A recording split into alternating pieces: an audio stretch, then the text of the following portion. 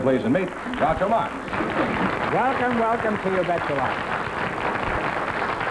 Say the secret word and divide the next one it out. Put it there, Louise. Put it there. Your name is Louise Beavers? Bit younger. A bit younger, huh? Well, a bit younger to you, too, huh? In case you don't recognize this gal, this is one of the better character actresses in show business. Oh, thank you.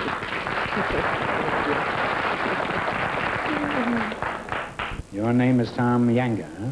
That's right, Mr. Louise, how many pictures have you appeared in, roughly? No, I don't mean that you were roughly in the pictures. I know. Approximately, I mean. Well, that's awfully hard to say. You know, I started thinking... Well, you could lie a little, Louise. We don't care. Well, I know way back in 1939. 29, I mean. So, you know, that's 32 years ago. Yes, it is. So it's kind of hard to remember them all. But Well, some of the more prominent ones. I was in Reap the Wild Winds with Mr. DeMille and Good Sam and Mr. Blanning's built his dream house. Oh, I could go on and on and on. Aren't you an officer in the Screen Actors Guild? Well, yes, I have had the pleasure of being on the Screen Actors Guild board for 12 years, and I really feel it's an honor. Well, it is. You should be very proud of that, Louise. You know, I was one of the... You know that I was one of the founders of the Screen Actors Guild? Oh, you were? Yes, I was the first treasurer. Oh. So I was. Yeah. That's true, too. The reason I was elected treasurer was because in that time they didn't have any money at all. Now, this is true. I was the first treasurer. That's You wonderful. Tom Yanga, is that right? Yes. Y-A-N-G? H-A. H-A, huh? Now, what kind of a name is that? Is that a Well, it's a Congolese name. Congolese? It's a name of the people of the Congo. Oh, are you from the Congo? Yeah, from the Belgian Congo. Oh. Tell us about your home. What is it like there? Leopoldville has 500,000 people, and we have all the modern automobiles, your new Cadillacs, and everything. In what town is this? Leopoldville. Oh, Leopold. Was named after King of King Leopold. Leopold, huh? Well, this comes as quite a shock to me, Tom. I thought in the Belgian Congo there was nothing but jungles and lions and wild native dances, with Ava Gardner occasionally showing up in a leopard skin. Now, when did all this change? Last month? Oh, yeah. You have a certain feeling about 1,000 pictures at Hollywood. We, about 200 years ago, even before the United States was, made. You had Cadillacs 200 years ago? Oh, no. We had our ambassadors in Lisbon, Portugal, in Rome. And we have a dictionary made up with 20,000 words in Congolese, in Latin, and in Italian. Is that so? Yes. And, you know, I wouldn't be surprised if he brought some bright-colored beads with him to trade with the natives over here.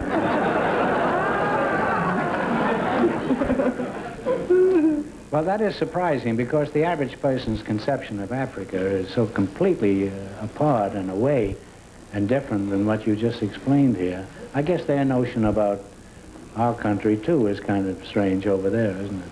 I find it really, in New York, you know, I find it really different as I was home. Different than back in Africa? That's right. But you know something really happened to me? Somebody stole my $300 on the first day. In New York, they stole you? Yeah, this Well, happened. don't judge all of us by what happened. You happened to land in the asphalt jungle, that's all. The asphalt jungle is sometimes known as Central Park. And that's a lot more dangerous than that little jungle you have back in the Congo. Isn't that true, Louise? Oh, that's so true. Would you walk through Central Park at night alone? No, sir. No, neither would I. Are you married, Tom? Yes. Oh. How did you meet your wife, Tom? How did I meet my wife? Yeah. Well, this was my parents. They made arrangements between themselves when I was 10 years old. And they told me that You have a faint Yiddish accent. I don't understand that. Is there a delicatessen in Maybe, I hope so. Huh? Yeah. So, Suppose you had, you say that your parents arranged your marriage? that's correct. And you didn't see the girl? I was seeing her, you know, she was a baby, you know. No. So Well, playing suppose you around. had other notions. Suppose you fell in love with another girl. What would have happened? this will never happen because my parents, you know, they did invest so much in the dowry. So I will just stick at her.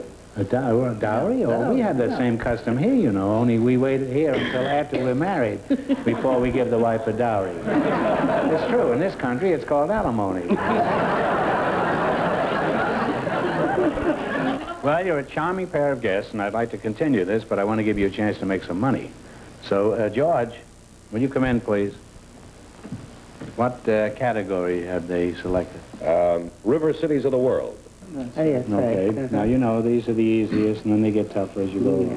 And you have 4 chances to make $500. Yes. Well, I'm going to give you the privilege of picking the first one, Tom. In this, okay, let's try here. All right. Yeah. Here, now. For $100, on what river is the city of London, England, located? The city of London, England is located on Thames. Thames is right. You now have $100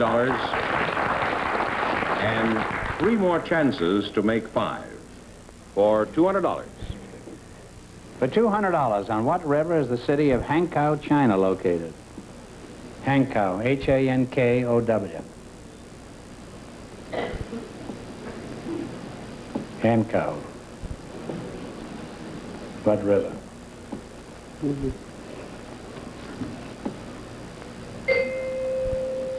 The Yangtze. It was my name, Chief. Hmm? It was my name, Young. That's your name, huh? Well, you should have known that. Well, there are 2 more questions left to make $500. How much do they have? 2? No, they have 1. only 1. All right, I'll give you the privilege. Go Yes, ahead. I will. Anyway. All right, we'll go for $300 this time. Maybe you'll be lucky. For $300, on what river is the city of Shanghai, China, located? Hangpu. Hangzhou is right. Good boy.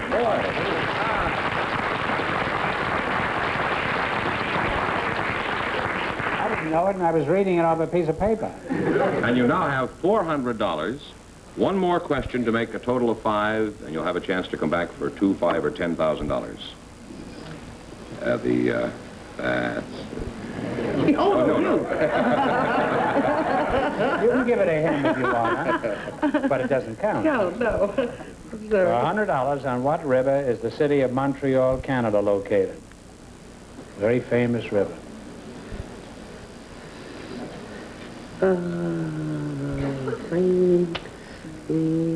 St. Lawrence. St. Lawrence is right.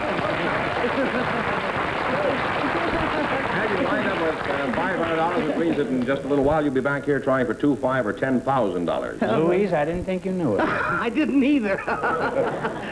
You certainly fooled me. Well, congratulations. Thank you, And we sir. see you later. All right. We see you later.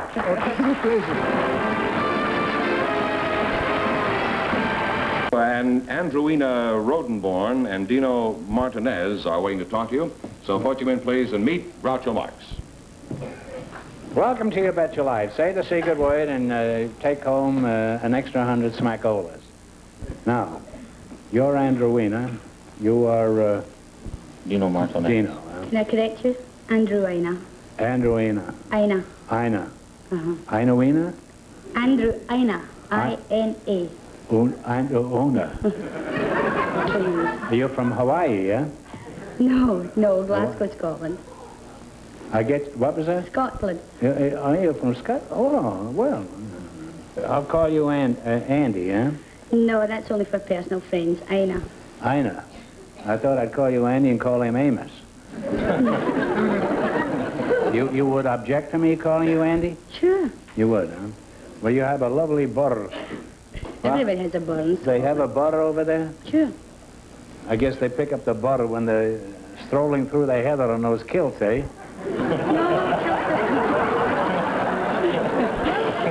Kilts are quite warm, believe Kilts it or are not. warm, huh? Well, how did the Scotch accent get the name butter? Do you know? Well, just to say it to yourself. Brrr. Brr.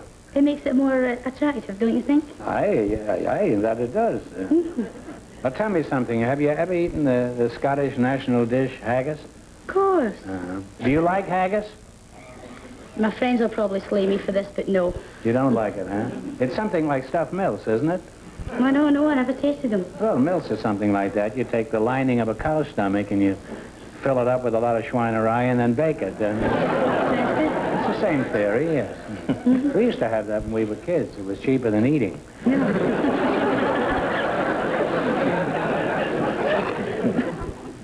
You're, what is your name again? Dino Martinez. Randy Bodenheim, huh? No, Dino Martinez. Martinez, Are you Italian? No, Espanol. Espanol, huh? Well, where were you born? In Effingham, Illinois. You were Spaniard? You were born... Is that one of their colonies, Effingham? No. Well, how could you be a Spaniard and be born in Effingham? Well, my parents... Effingham sounds rather British, doesn't it? My parents are from Avila, Spain. Oh. And they were on vacation traveling through the country, and having no choice in the matter, that was where I was born. You mean this was their vacation? Yes. In transit. You speak English very well for a Spaniard. Yes, Someone who was born in Illinois. Did you go to school in Illinois? Yes, I got my BS at the University of Illinois, and then I came to California, got my master's degree in aeronautical engineering. Are you a Phi Beta Kappa? No, sir, I'm not, but I got the gold key for the top student at the University of Illinois. Was that for the washroom? No.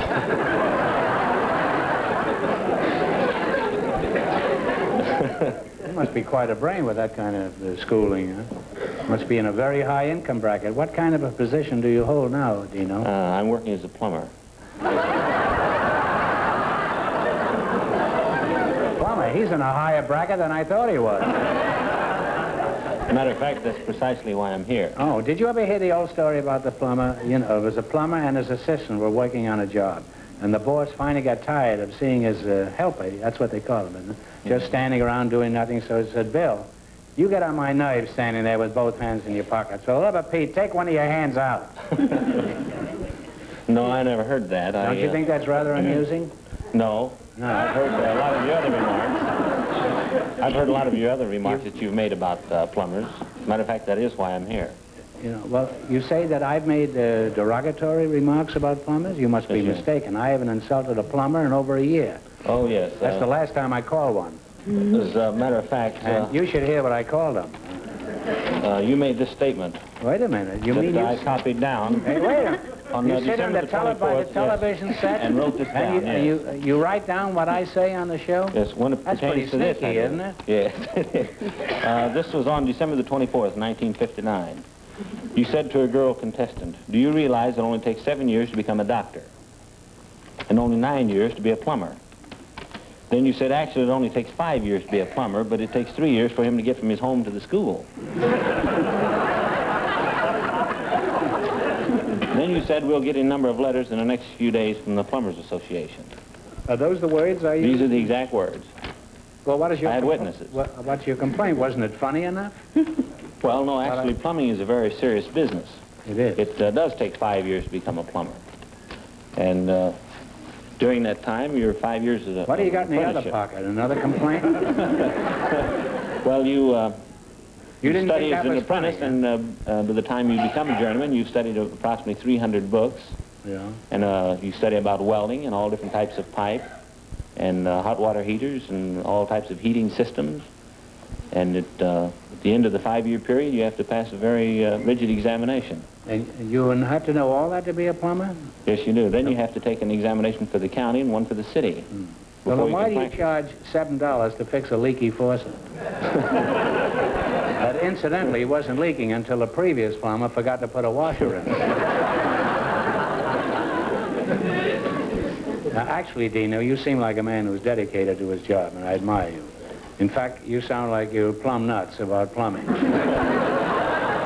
Now, why is that? Why are you such a staunch defender of the plumbing profession? Why do you think plumbers are so important? Let me put it. Well, actually, if all the leaders of the world was to die tonight, and all the plumbers were to die tonight, now you're talking. when the housewife woke up in the morning and the hot water heater was broken, who would she miss most? I guess the milkman. Now, you should know better than to feed me a question like that. Now I'm going to get a lot of complaints from the milk company. You know, there was a man named Franklin P. Adams who worked on the New York World many years ago. And he once said, he says, the only thing that you can criticize with impunity is the man-eating shark. And this is almost true. You know, I don't understand what's happened to the American sense of humor. A few years ago, you used to be able to kid dentists and doctors and plumbers and milkmen, lawyers, actors. Nobody seemed to care. Now you can't kid anybody anymore. That's the way it is in Russia now. If this keeps up, the public is going to get pretty sick of jokes about man-eating sharks. Well, you win, Dino. If I said anything about plumbers that wasn't true, I apologize. But actually, everything I said about plumbers was true. So I take back my apology. I better be careful what I say. He's liable to hit me over the head with a pipe wrench. Only, as usual, he forgot to bring it with him.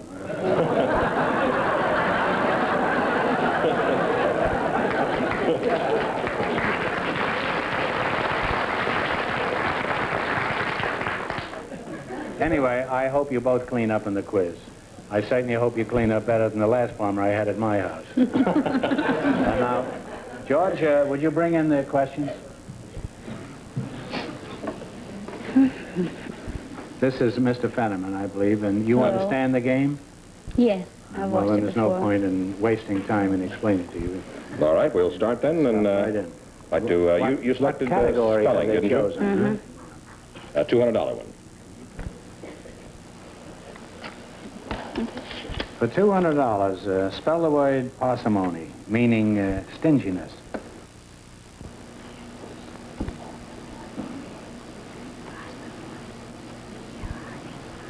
Come on, kids. Parsimony. Parsimony. P-A-R-S. I-M-O-N-E. No, I'm sorry. You blew the Duke. It's P-A-R-S-I-M-O-N-Y. Yeah. So you're out $200 so far. Well, you have three more Give it to chances. me now or give it to me later. I don't care. You have three more chances You to want to make give me five. Wait a minute, I've changed the rules. Oh, have you? You have to give me $200 because they missed the question. We have a $100 question this time. Spell the word Mississippi like the river or the state.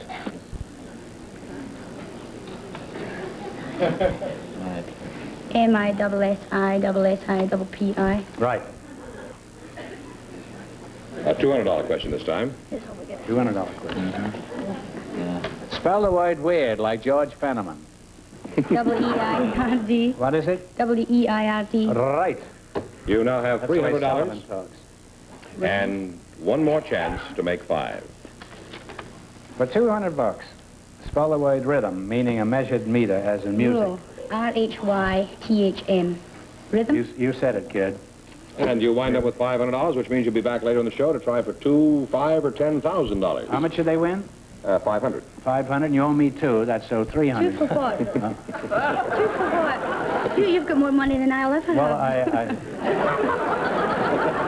That's how I got my money.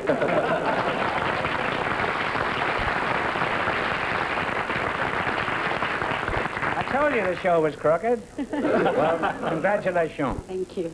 And the same to you, Shorty. And Vive la France. don't sit at the television set and write down what I say anymore. You want this? Pretty, yes, I do.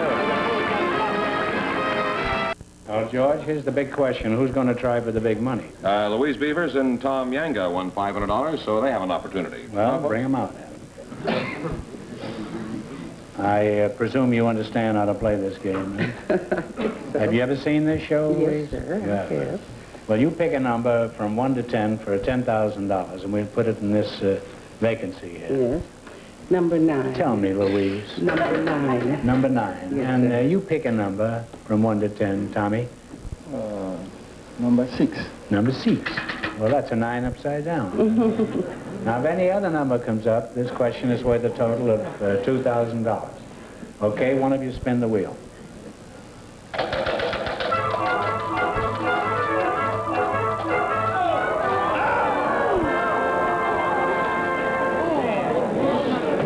Well, you choose 6 and 9, it came up 10, so this question is worth a total of $2,000. Here, on. this show. We have a secret word on our show every week, but way back in the time of the Arabian Nights, Alibaba had a secret word too. Remember when he wanted to enter the cave where the 40 thieves had hidden their treasure? Tell me the magic words he used, and you win a total of $2,000. You can talk it over.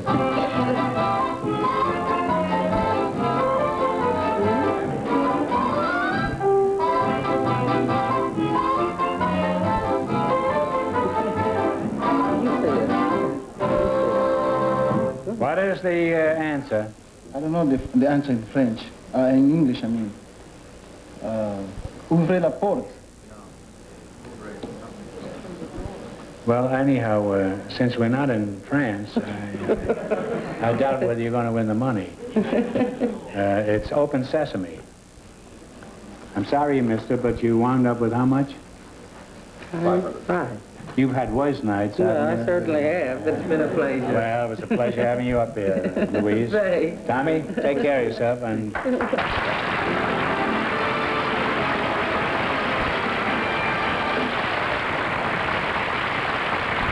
Andrewina Rodenborn and Dino Martinez won $500, so they're entitled to try. Would you come out, please, folks?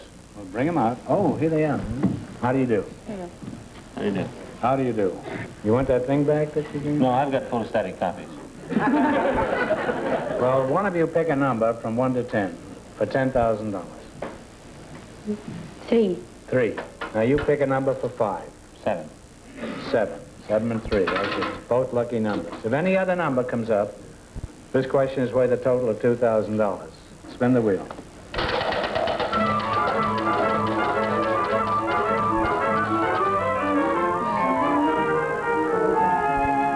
Well, it came up 9, and you said 7 and 3, so this is worth a total of 2.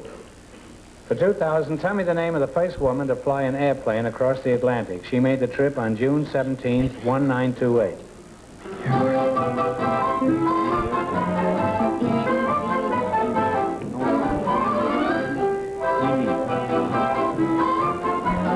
If you don't know, guess. What is it? We got the first name, Amy? Amy. No, we want the name. No, we don't know. Well, here it is. Read it out. Amelia Earhart, that's right. That's right, Amelia. Well, I'm sorry, but you wound up with what? 500. Well, that wasn't tragic. Thank you. Thanks for showing up. And thanks. Please, and meet Groucho Marx. Welcome, welcome to You Bet Your Life. Say the secret word and divide and make time it out. Put it there, Louise. Put it there. Your name is Louise Beavers? Bit younger. A bit younger, huh? Well, a bit younger to you, too, huh? In case you don't recognize this gal, this is one of the better character actresses in show business. Oh, thank you.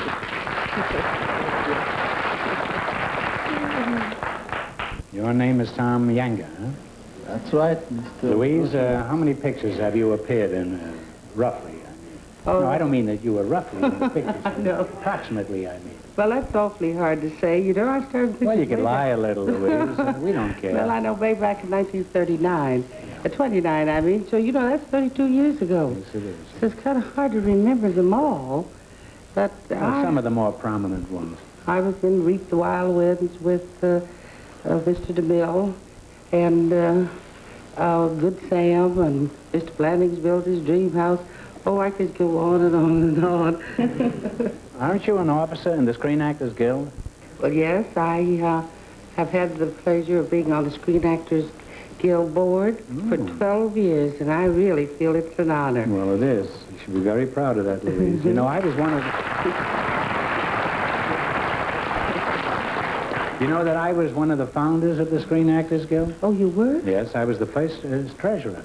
Oh. So I was. Yeah. That's true, too. The reason I was elected treasurer was because in that time they didn't have any money at all. Now, this is true. I was the first treasurer. That's You asked wonderful. Tom Younger, is that right? Yes. Y-A-N-G-H-A, H-A. huh?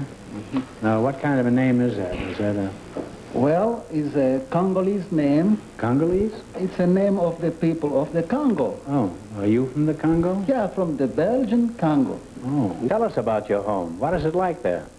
Leopoldville has 500,000 people, and we have all the modern automobiles, your new Cadillacs, and everything. In what town is this? Leopold.